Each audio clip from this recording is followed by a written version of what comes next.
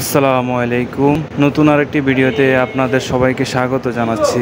আজকে আমি যাচ্ছি ঢাকা থেকে মদিনা, এরপর মদিনা থেকে যাব আল কাসিম। তবে মদিনায় নামার পর আপনাদেরকে মদিনার কিছু দৃশ্য দেখানোর চেষ্টা করব। আমি যাচ্ছি এখন চট্টগ্রাম থেকে ঢাকায়।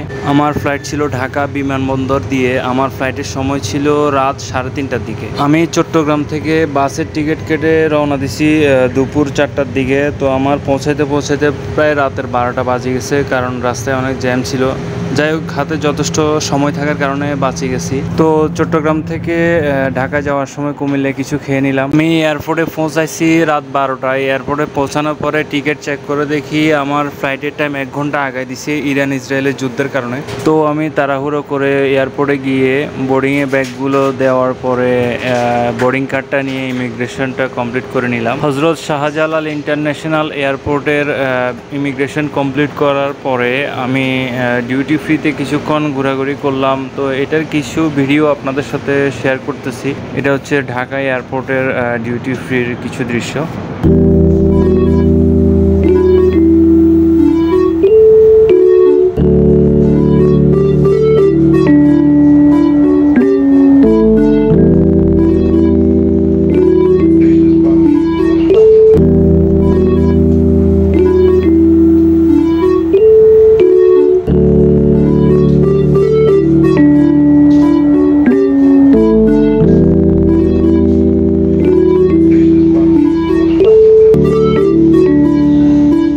আমি এখন আছি বিমানের সামনে।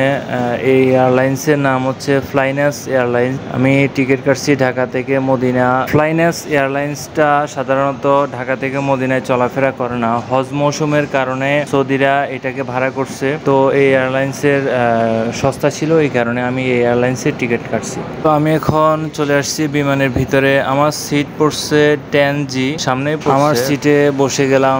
বসার পরে খুব শীত লাগতেছে। বিমানেতে সাধারণত শীতের জামা না পরলে ঠান্ডা লাগে। তো এয়ারলাইন্স কর্তৃপক্ষ থেকে একটা ব্ল্যাঙ্কেট দেওয়ার কথা ছিল, এয়ারলাইন্সে ওটাও দেয় নাই। যাই হোক, কি আর করার। এটা হচ্ছে বিমানের ওয়াশরুম। আপনারা বিমানে গেলে বিমানে এখানে ফ্ল্যাশ আছে, ফ্ল্যাশ দিবেন। বিমানে ওয়াশরুমে গেলে ভয় পাওয়ার কোনো কারণ নেই। আপনারা ওয়াশরুম করার পরে সব কিছু ক্লিন করে তারপরে আসবেন। তো আমি চলে গেলাম আমার সিটে। তো এখানে দেখতে পারতেছেন মনিটরে ঢাকা থেকে মদিনার দূরত্ব আর বিমান কত স্পিডে চলতেছে এটাও এখানে শো করবে। এখন বিমানটা ঠিক ইন্ডিয়ার উপর দিয়ে যাচ্ছে।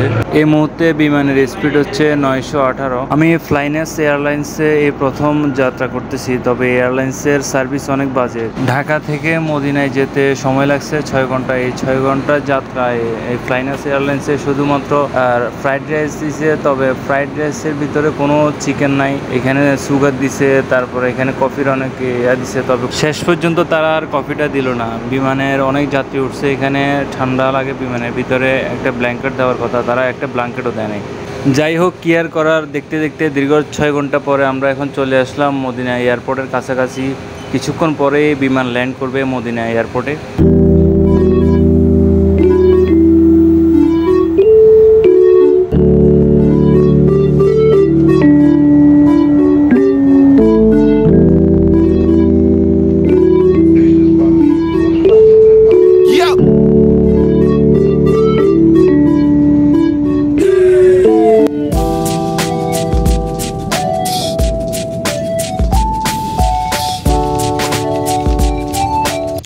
Minute past 7 in the morning, and the ground temperature is 42 Celsius.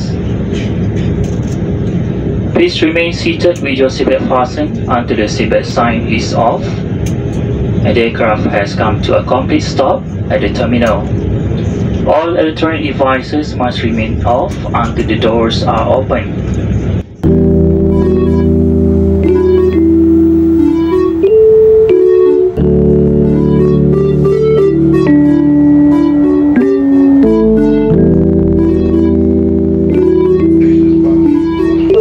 বিমান থেকে নেমে এখন হাঁটতে হাঁটতে চলে যাচ্ছি ব্যাগেজ কালেক্ট করার জন্য।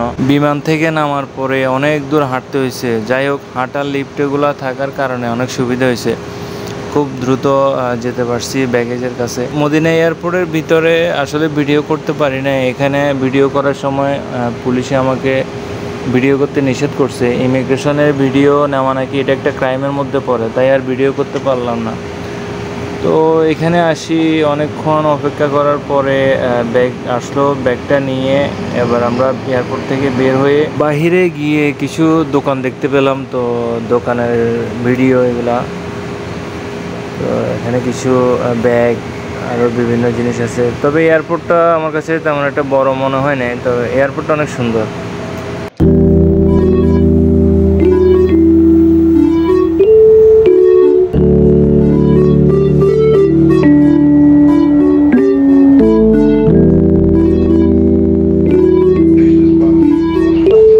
আমরা এখন চলে এসেছি মদিনা এয়ারপোর্টের বাইরে। এগুলো হচ্ছে মদিনা এয়ারপোর্টের বাইরের পার্কিংয়ের দৃশ্য। আজকে মদিনার তাপমাত্রা হচ্ছে 42 ডিগ্রি, প্রচুর গরম পড়তেছে এখানে। তো এয়ারপোর্ট থেকে বের হওয়ার পরে আমার এক বড় ভাই ছিল, উনি রিসিভ করার কথা ছিল।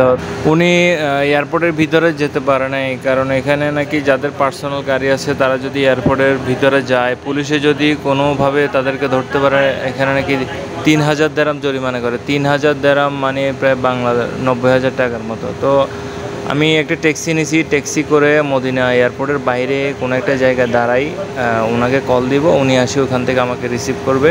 কী সব আজব নিয়ম বানায় রাখছে সৌদিরা, তারা পার্সোনাল গাড়ি নিয়ে এয়ারপোর্টে যেতে পারবে, তবে কোনো আজনবী যদি এয়ারপোর্টের দিকে যায়, যদি তাদেরকে ধরতে পারে তাদেরকে জরিমানা করবে। এটা কেমন আইন আমি জানি না। আমরা প্রায় এয়ারপোর্ট থেকে অনেক দূরে চলে এসেছি, তবে এয়ারপোর্টের রাস্তাটা অনেক লম্বা। তো আমাদেরকে আরও 10 কিলো যেতে হবে। 10 কিলো গেলে ওখানে একটা জায়গা আছে, ওখানে নামলে আমার বড় ভাই রিসিভ করবে। এরপরে আমি যাব মসজিদে নববীতে। আমি আসলে কখনো ভাবি নাই যে মসজিদে নববীতে নামাজ পড়তে পারবো। আজকে আমার খুবই সৌভাগ্য যে আমি ওখানে নামাজ পড়বো। যেহেতু আজকে শুক্রবার পড়ছে, তো জুমার নামাজটা তো পড়তেই হবে। তো জুমার নামাজের ওসিলায় আজকে মসজিদে নববীতে নামাজ পড়বো। সৌদি আরবের 42 ডিগ্রি তাপমাত্রা খুবই মারাত্মক। গাড়ির গ্লাসটা খোলার সাথে সাথে বাইরে থেকে যে বাতাসটা আসতেছে গরমের সাথে সাথে মুখটা যেন জ্বলে যাবে, এরকম একটা অবস্থা। আমরা এখন চলে আসছি মসজিদে নববীর খুবই কাছে। এখান থেকে মসজিদে নববীতে যেতে সময় লাগবে 10 থেকে 12 মিনিট। তো এটা হচ্ছে বাস স্ট্যান্ড। এখান থেকে ডিস্ট্রিক্ট বাসগুলো বিভিন্ন জায়গায় যায়। এখানে টিকিট সিস্টেম বাংলাদেশের মতো। এখানে বিভিন্ন জায়গায় যেমন জেদ্দা, তারপরে মক্কা, এখান থেকে বিভিন্ন জায়গায় বাস ছাড়ে সময় মতো। এটা হচ্ছে সৌদি আরবে মদিনার কিছু দৃশ্য। এখানে কিছু গাছ দেখতে পাচ্ছেন। এই গাছগুলো সৌদি আরবে নাই, এগুলা বিভিন্ন জায়গা থেকে, যেমন ইন্ডিয়া থেকে, বাংলাদেশ থেকে এগুলা নিয়ে আসি, রাস্তার পাশে এভাবে লাগাই দেয়। তো এখানে পানি দেওয়ার সিস্টেম আছে। অনেক সময় এই গাছগুলো মারা যায় গরমের কারণে। এখানে গাছপালার পরিমাণ খুবই কম, এই কারণে গরমটা বেশি লাগে। রাস্তাগুলো দেখেন খুবই পরিষ্কার, এখানে একটা ময়লাও নেই। যেহেতু এটা মসজিদে নববীর আশেপাশে এরিয়া, এই এরিয়াটাকে অনেক যত্ন নেয়। এখানে বিভিন্ন ধরনের মানুষ আছে, কেউ আছে ইন্ডিয়া থেকে, কেউ আছে বাংলাদেশ থেকে, কেউ আছে পাকিস্তান থেকে, বিভিন্ন দেশের লোক এখানে কাজ করে। তবে আজকে শুক্রবার, মসজিদে যেতে হবে সবাইকে নামাজ পড়ার জন্য। সবাই এখন থেকে যাওয়া শুরু করতেছে। এই বাসগুলো হচ্ছে সিটি বাস, এগুলা সিটিতেই চলে শুধুমাত্র। আর প্রথমেই যেগুলা দেখছেন এগুলো হচ্ছে যে ডিস্ট্রিক্ট বাস, এগুলা মক্কায় যায়, রিয়াদে যায়, জেদ্দায় যায়। এই যে সামনে বিল্ডিংগুলো দেখা যাচ্ছে, এখানে অনেকগুলো বিল্ডিং, প্রত্যেকটা বিল্ডিংয়ের নিচে এবং দোতলা তিনতলায় সবগুলো দোকান। ওই যে সামনে দুইটা পুলিশের গাড়ি দেখা যাচ্ছে। পুলিশ সাধারণত এখানে দাঁড়ায় থাকে, ওদের যদি কাউকে সন্দেহ হয় তাদেরকে ডাক দিয়ে চেক করে। আমি মসজিদে নববীর খুবই কাছে চলে আসছি, আর হয়তো 5 মিনিট লাগবে। আজকে শুক্রবারের নামাজ শুরু হবে 12টার দিকে। তো মানুষ সাধারণত 9টার দিকে মসজিদে যাওয়া শুরু করে, কারণ নামাজের আগে যদি যাই তখন আর মসজিদে জায়গা পাবো না। জায়গা পাবো, তবে একদম লাস্টে দাঁড়াতে হবে, ভিতরে আর যেতে পারবো না। তো আমি 9টা সাড়ে 9টার দিকে চলে যাচ্ছি, ভিতরে বসে থাকবো। এই জায়গাগুলো একদম ক্লিন, কোনো ময়লা নাই, দেখতে অনেক সুন্দর লাগতেছে। বামে যে দোকানগুলো দেখা যাচ্ছে এগুলো বাইরে থেকে ছোট মনে হলো, ভিতরে অনেক বড়। এখানে মার্কেটও আছে, 2 তলায় মার্কেট আছে, 3 তলায় মার্কেট আছে, পুরা জায়গায় মার্কেটে ভর্তি। এই যে ডান পাশে এগুলা ওয়াশরুম, আর এখানে কিছু পানি খাওয়ার জায়গা আছে। প্রথমবারের মতো মসজিদে নববীতে যাচ্ছি, খুবই এক্সাইটেড আমি।